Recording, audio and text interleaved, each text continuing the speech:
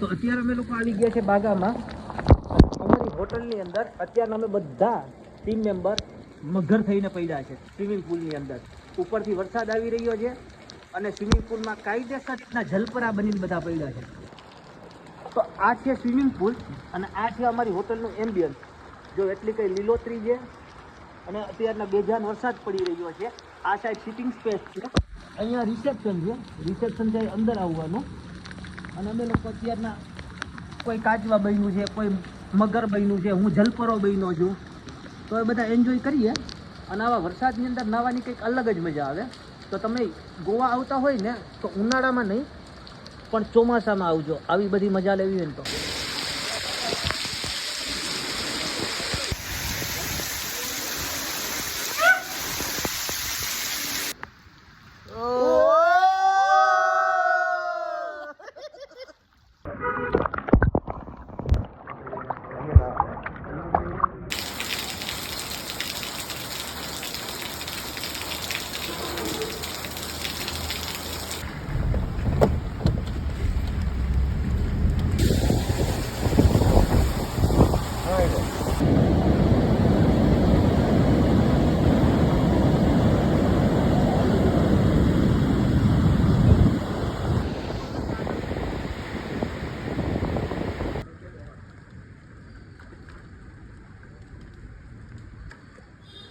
તો અત્યારના આજે ત્રીજા દિવસે અમે લોકો પાછા સ્વિમિંગ પુલમાં પડી ગયા છે અને હું આજે બન્યો છું જલપરો.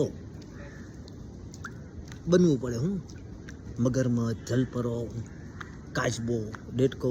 તો આજે હું બન્યો છું જલપરો. તો પછી હાલો હવે હું તમને છે ને સ્વિમિંગ પુલની અંદરની દુનિયા બતાવું. હાલો મારી યારે.